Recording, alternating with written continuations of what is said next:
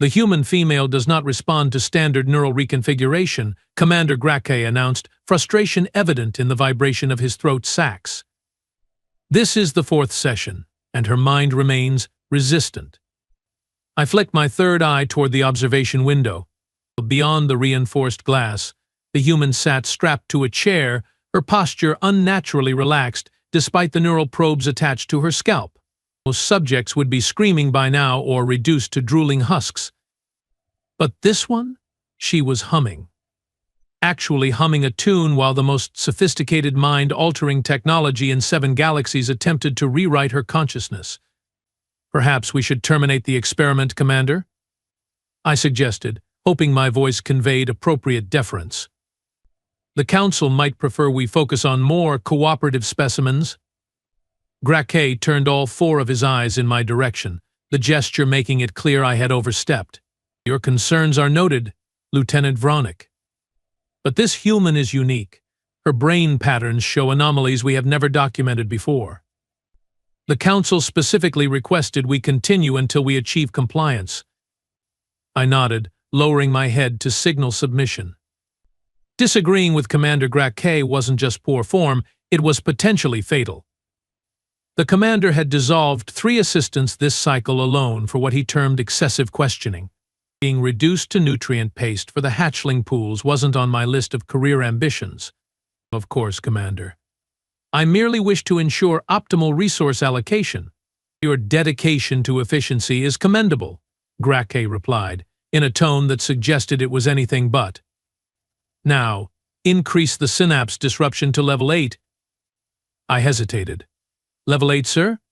That's never been tested on humans. Their cerebral cortex might not. Did I stutter, Lieutenant? Level 8. Now. With reluctance, I adjusted the dial. On the monitor, the human's vital signs spiked dramatically. Her heart rate doubled, then tripled. Brain activity flared across all lobes simultaneously. She should have been convulsing, but instead she simply smiled. Mint smiled. Interesting, she said, her voice perfectly audible through our monitoring system.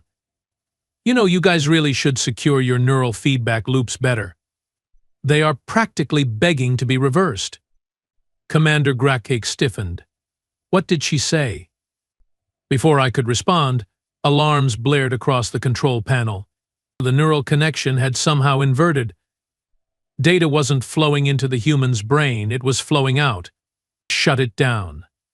Grake bellowed, his throat sacs fully inflated with panic. Terminate the connection. I frantically worked the controls, but the system wasn't responding. It's locked, sir. Something's overriding our commands. Through the glass, the human's smile widened.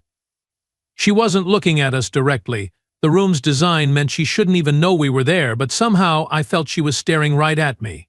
Too late, she whispered, and the sound echoed not just through our speakers but inside my mind. I'm already in. Commander Grake clutched his head suddenly, his exoskeleton rattling against the control panel. What is this? Get out! Get out of my head! I backed away as Grake began slamming his cranial plates against the wall, green fluid leaking from his nasal cavities. This was impossible. Humans were primitive creatures, barely a century into space exploration. Their minds were simple, easily manipulated. They weren't supposed to be capable of whatever this was. The door to our observation room slid open. 2 council guards entered, their weapons drawn. Relief flooded my system. The security protocols had been activated. Thank the stars, I breathed. Guards, Commander Grake has been compromised. The human subject has somehow. My words died as both guards turned their weapons on me instead of moving to contain Grake Core, the human. Their eyes were vacant, their movements mechanical. Don't worry, Lieutenant Vronic, came the human's voice again, now broadcasting through the facility's announcement system. They are not here to help you. They are here to help me. Commander Grake suddenly stopped thrashing. He straightened, wiped the fluid from his face, and turned toward me with the same vacant expression the guards displayed. The experiment has concluded, Lieutenant, he said, but the cadence was all wrong. The words were Grax, but the inflection belonged to the human. What have you done? I asked, pressing myself against the far wall. From the speakers, the human laughed. Exactly what you were trying to do to me, except I succeeded. Your neural reconfiguration technology is impressive but flawed. You designed it for your brains, not mine. And it turns out my brain can use it much more effectively. One of the guards moved to the control panel and began releasing the human's restraints remotely. On the monitor, I watched as she pulled the neural probes from her head and stood, stretching casually as if waking from a pleasant nap. Don't look so terrified, Vronic, she said, walking toward the door of her containment room. If I wanted you dead, you'd be dead already, like poor Dr. Zolt in Laboratory 6.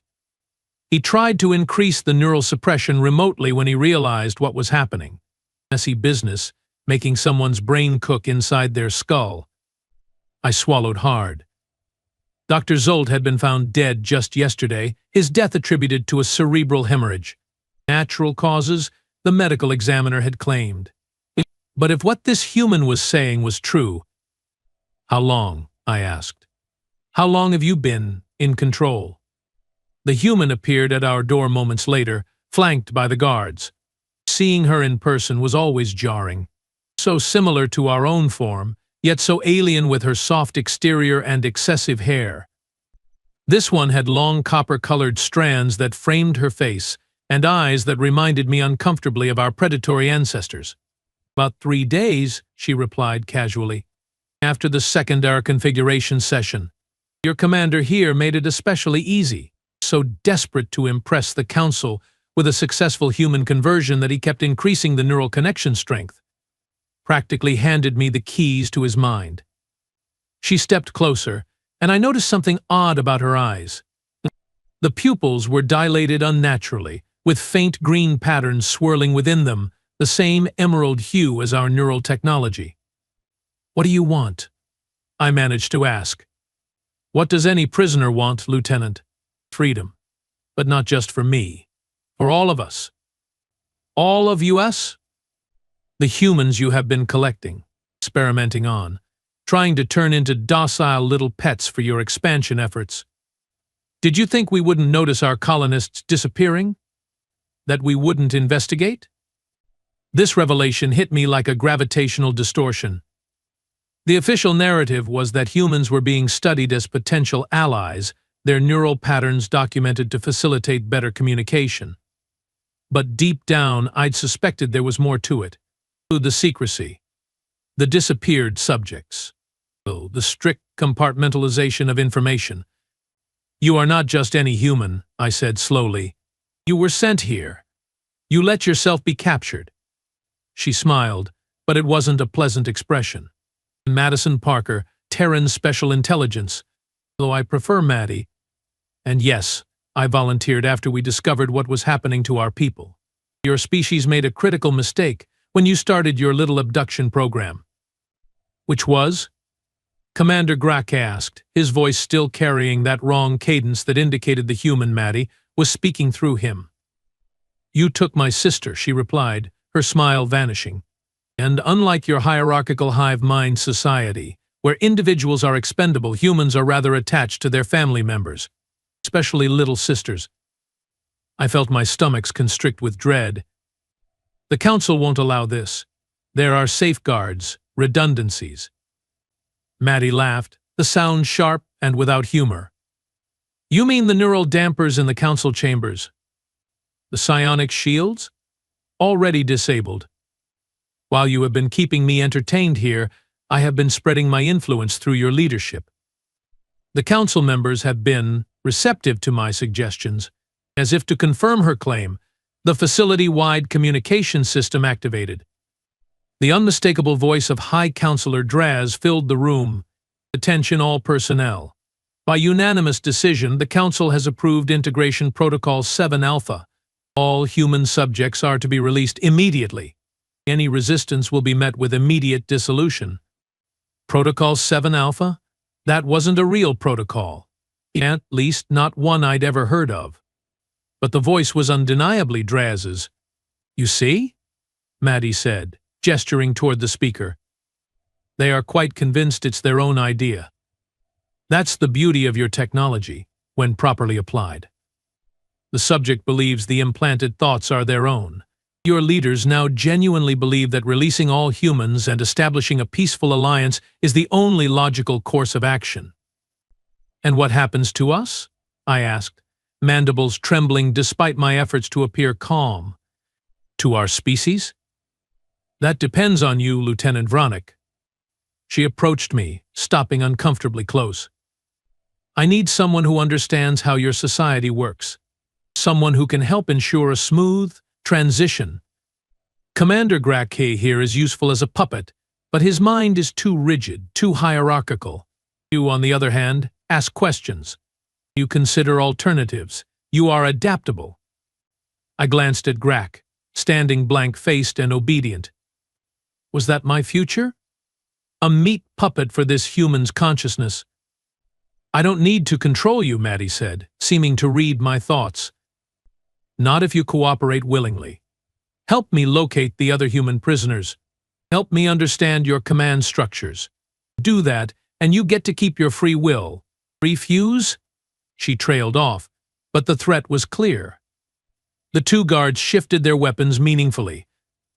"Do I have a choice?" I asked bitterly. "There's always a choice, Lieutenant. It's just that sometimes all the options are terrible." She stepped back, giving me space to breathe. "Consider this, your species planned to subjugate mine, to turn us into mindless drones. By any moral standard, we'd be justified in responding with equal cruelty. Instead, I'm offering partnership." "Partnership?" I couldn't keep the disbelief from my voice. "You have hijacked our leaders' minds." "Temporarily," she insisted. "Once your people understand that peaceful coexistence is possible, preferable, even I will release them. Think of it as expedited diplomacy." The facility alarms suddenly blared again, a different pattern this time. Prisoner release protocols. Throughout the station I knew containment cells would be opening. Humans who had been subjected to who knows what kinds of experiments would be emerging, confused and likely terrified. "Time to make your decision, Lieutenant," Maddie said, as the sounds of commotion grew louder in the corridors outside. "Your people respect authority. Right now, I am that authority. Help me maintain order during this transition, and you save lives, both human and Krivlaxian." I looked at Commander Grack, standing vacant and obedient. At the guards, weapons still trained on me but awaiting commands. And at this human female, this Maddie Parker, who had single-handedly overthrown our entire operation in just 3 days. "What guarantee do I have that you will keep your word?" I asked. "Nest. The same guarantee your people gave the humans you abducted," she replied coldly. "None at all. The difference is, I'm actually offering you a choice." Put that way, my options were limited indeed. Cooperate or become like Gracke, a puppet with someone else pulling the strings. Not much of a choice, but still more than my people had offered her kind. "What do you need me to do?" I finally asked. Relief flashed briefly across her alien features. "First, help me find my sister. Her name is Elizabeth Parker. Then we need to secure the communication hub. Your people will resist when they realize what's happening. And the Council? Already arranging transport for all liberated humans back to our territories. They believe it's a gesture of diplomatic goodwill. By the time they realize what's happened, we will be long gone, and your neural technology will be safely in human hands." The full scope of her plan began to dawn on me. This wasn't just a prison break. It was the greatest intelligence coup in our species' history. All our advanced neural technology, the backbone of our society's advancement, would soon belong to humans. And based on how effectively this one human had weaponized it against us in just 3 days, I shuddered to think what her entire species might accomplish. "Your sister," I said, deciding to focus on the immediate task. "I can access the prisoner database from this terminal." As I moved toward the console, Maddie caught my arm. Her grip was surprisingly strong for such a soft-skinned creature. "One thing you should know, Lieutenant. I can't directly control you without the neural tech, but I can read your surface thoughts when we are in physical contact. So don't even think about trying anything clever." I nodded stiffly, and she released me. As I began searching the database, I couldn't help but wonder if this was how it ended for species that grew too confident, too comfortable with their perceived superiority. Not with battles in space or planetary invasions, but with one determined individual turning our own technology against us. The database showed over 300 human captives spread throughout the facility. I located Elizabeth Parker in Section 8, apparently unprocessed. They hadn't even begun neural reconfiguration on her yet. "Found her," I announced. "She's being held in the lower levels, untouched, according to this." The relief on Maddie's face was palpable, a flash of genuine emotion breaking through her controlled demeanor. "Take me to her. Now." As we prepared to leave the observation room, I glanced back at the neural reconfiguration chamber, but at the chair where this human had turned the tide of an interspecies conflict without firing a shot. I couldn't help but admire the elegance of it. We had tried to break her mind, and instead she had claimed ours. "Lieutenant?" Maddie called from the doorway. "What? Are you coming?" I turned away from the chamber and followed her into the corridor, where the sounds of confusion and panic were growing louder. Whatever happened next, the universe as I knew it had already changed irrevocably. And it all started because we tried to brainwash the wrong human. The corridors of the research facility had descended into controlled chaos. The humans emerged from their cells, confused but quickly rallying as they realized their unexpected freedom wasn't a trick. Krivlaxian security personnel stood down, their weapons lowered, following the Council's orders despite the confusion evident in their twitching mandibles. I led Maddie through service tunnels to avoid the worst of the commotion. Commander Graquet followed behind us like an obedient pet, occasionally relaying new commands from Maddie to other facility staff through his communication implant. The guards flanked our small procession, creating a bubble of eerie calm amid the spreading disorder. "Your sister is 2 levels down," I said, gesturing toward an emergency lift at the end of the passageway. Section 8 is a high-security area, but even with the release protocols activated, we will need command authorization to enter. "Not a problem," Maddie replied, nodding toward Graquet. "Our commander friend has all the access we need, don't you, Grac?" "Yes, Madison Parker," Graquet responded in that flat, wrong, cadenced voice. "My neural signature will grant access to all sections of the facility." I suppressed a shudder. Hearing the once imposing commander speak like a programming construct was deeply unsettling. Was this how humans felt when they saw their own kind under our neural control? If so, I was beginning to understand their resistance. "What exactly did your people plan to do with all these humans?" Maddie asked as we entered the lift. 300 test subjects is excessive for simple research." I hesitated. I was never fully briefed on the project's scope, and compartmentalization of information is standard practice for sensitive operations. "Don't lie to me, Lieutenant," Maddie said, her voice dangerously soft. "Remember, I can access everything Graquet knows. I'm asking you because I want to hear your understanding of the situation."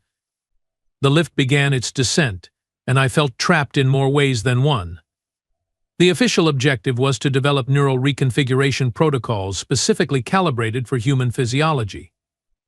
The Council believed that humans represented both a threat and an opportunity. Your species advances quickly, adapts rapidly. The Krivlaxian hegemony has always preferred assimilation over confrontation. "You mean mind control over war," she translated bluntly. "Yes," I admitted. "The plan, as I understood it, was to release reconfigured humans back to your colonies. They would appear normal but would be susceptible to long-range neural commands. Sleeper agents, essentially." Maddie's expression hardened. "And how many reconfigured humans have already been sent back?" "None," I said quickly. "The technology wasn't perfected. Every attempt resulted in obvious cognitive impairment. The subjects couldn't pass as normal." That's why your case was so significant. You were the first human to survive multiple reconfiguration attempts without apparent damage. The lift stopped, doors sliding open to reveal Section 8, a sterile white corridor lined with containment cells. Unlike the upper levels, this area was quiet, almost peaceful. The release protocols hadn't reached this far down yet. Terminals there, I pointed to a workstation at the corridor's end. We can locate your sister's exact cell. As we approached the terminal, a tall Krivlaxian in medical garb emerged from one of the side rooms. Dr. Vral, the facility's chief neuroscientist. His eyes widened at the sight of our strange procession. Lieutenant Vronic? Commander Grak? What is the meaning of this? Why is the test subject unrestrained? Before I could respond, one of our escort guards raised his weapon. Maddie quickly placed her hand on the guard's arm, pushing it down. No need for that, she said calmly. Dr. Vral, is it? Your neural signature is all over the reconfiguration technology.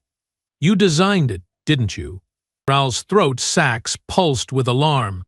I don't answer to test subjects. Commander, what is happening here? Grakcake stepped forward mechanically. Dr. Vral, by order of the High Council, Protocol 7 Alpha has been initiated. All human subjects are to be released immediately. 7 Alpha? There is no such protocol. Vral backed away, his scientific mind quickly assembling the pieces. The human has somehow inverted the neural link.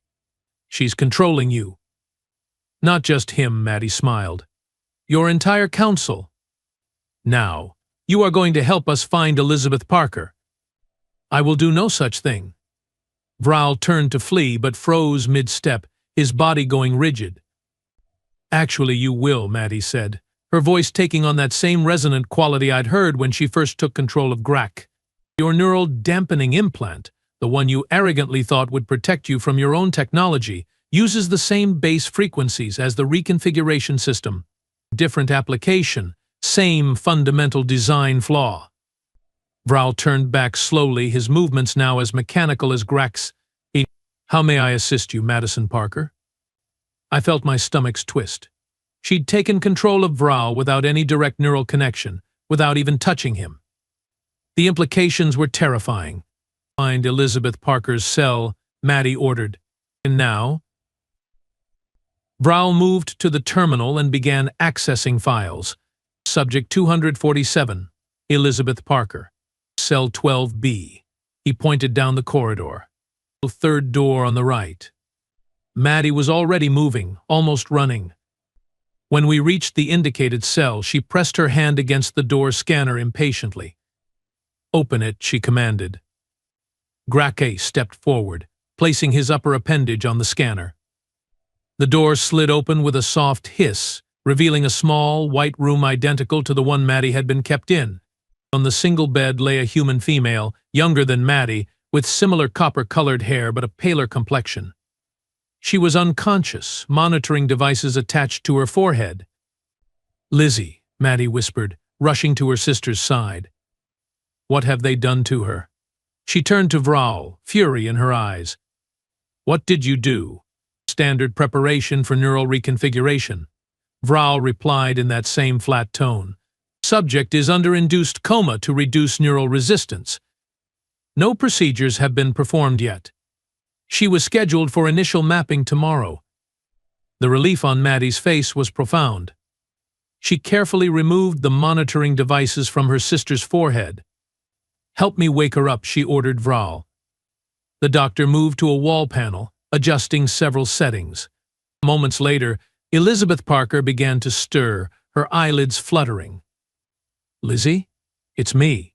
It's Maddie. You are safe now. Elizabeth's eyes opened slowly, confusion giving way to recognition. Maddie? How? Where are we? Enemy territory, but not for long. Maddie helped her sister sit up. Can you walk? We need to move quickly. As Elizabeth oriented herself, I checked the corridor. The sounds of commotion were growing closer. The chaos from the upper levels was spreading downward as more humans were freed and more Krivlaxians realized something was terribly wrong. "We need to reach the communication hub," I reminded Maddie. "If you want to maintain control of the situation, we can't delay." Maddie nodded, supporting her sister as she stood. "Lead the way, Lieutenant." Our group moved back toward the lift, now expanded to include Elizabeth and the blank-faced Dr. Vral. I couldn't help noticing how quickly Elizabeth adapted to the situation. After just moments of confusion, she was alert and observant, her eyes cataloging every detail of her surroundings. The Parker sisters were clearly cut from the same resilient cloth. "The neural technology," Elizabeth said as we entered the lift. "You reversed it, didn't you?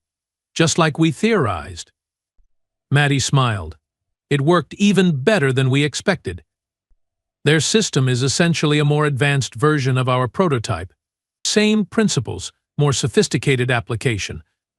"You knew this would happen?" I asked, unable to hide my shock. "This wasn't just an opportunistic discovery?" The sisters exchanged glances. "Let's just say we came prepared," Maddie replied. "Human neural architecture is different from yours in key ways, where your species evolved with hierarchical, compartmentalized brain structures. Ours developed with greater neuroplasticity and cross-hemisphere communication. We suspected your technology might be vulnerable to a feedback loop if properly manipulated. You used us as test subjects, I realized with growing horror. While we thought we were experimenting on you." Ironic, isn't it? Elizabeth's smile mirrored her sister's. "You should be grateful. Some of our military wanted to respond with more conventional methods. Antimatter weapons deployed against your core worlds would have been considerably messier." The lift arrived at the central level, doors opening onto a scene of controlled pandemonium. Humans moved purposefully through the corridors, many now armed with weapons taken from compliant guards. Krivlaxian staff either assisted them or stood frozen in confusion, caught between conflicting imperatives. "Your people adapt quickly," I observed as we navigated through the chaos. "Survival trait," Maddie replied. "The communication hub? This way." I led them through a series of security checkpoints, each one opening without resistance as Grak and Vral provided the necessary clearances. The communication hub was the heart of the facility, a vast chamber filled with quantum relay terminals and subspace transmission arrays. From here, messages could be sent instantaneously to any Krivlaxian world or outpost. As we entered, the technicians looked up in alarm, especially at the sight of humans in their sanctum. Before they could react, Grak stepped forward. "By order of the High Council, these humans have full access to all communication systems," he announced. "You will assist them as required." The technicians hesitated, looking at each other uncertainly. One of them, braver or perhaps more foolish than the rest, stepped forward. "Commander, this is highly irregular. Protocol requires verification from at least 2 council members for external access to." His words cut off as his body went rigid. I watched in horrified fascination as his eyes developed the same swirling green pattern I'd seen in Maddie's. Without a word, he returned to his station and began working the controls. "The rest of you," Maddie addressed the remaining technicians, "can either help voluntarily or like your colleague. Your choice." They chose cooperation. Within minutes, Maddie and Elizabeth had established a direct link to the human military command. On the main view screen, a stern-faced human in a dark uniform appeared, surprise evident in his expression as he recognized the Parker sisters. Operative Parker. And Operative Parker. "I see the infiltration was successful." "More than successful, General Hammond," Maddie reported. "We have control of the facility and, through it, the entire Krivlaxian leadership structure. The neural technology works exactly as our research suggested. Their own council is now ordering a full withdrawal from all contested territories and the release of every human captive." The general's expression remained impassive, but I detected a hint of satisfaction in his eyes. "And the technology?" "Ready for extraction," Elizabeth responded.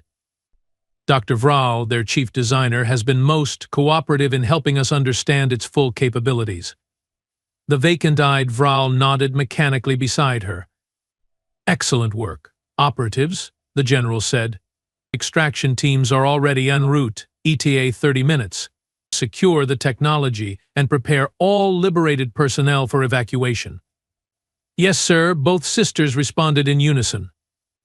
As the communication ended, I found myself wondering what would happen to me, to all of us, once the humans had what they wanted. As if reading my thoughts, Maddie turned to me. You are wondering if we are going to leave your people as mindless drones, she said. Or worse, use your own technology against your entire species. I didn't bother denying it. The thought had crossed my mind. We are not like you, Lieutenant, Elizabeth said, her tone gentler than her sister's. We don't enslave other sentient species. What we want, Maddie continued, is to ensure this never happens again. Once we have secured the technology and our people, the neural control will be gradually relaxed. Your leaders will remember making peace with humanity, opening diplomatic relations. They won't remember being controlled. A kinder revision of history, I observed. Precisely, Maddie nodded. As for you, Lieutenant Vronick, you have proven yourself reasonable. Someone who might actually believe in peaceful coexistence rather than domination. We need people like you on both sides if any lasting peace is to be maintained. Before I could respond, alarms blared throughout the facility. On the monitoring screens, I saw multiple ships approaching, human vessels, sleek and predatory compared to our more utilitarian designs. Right on schedule, Elizabeth smiled. Extraction teams early. Over the next 20 minutes, I watched in amazement as the humans executed a flawless evacuation operation.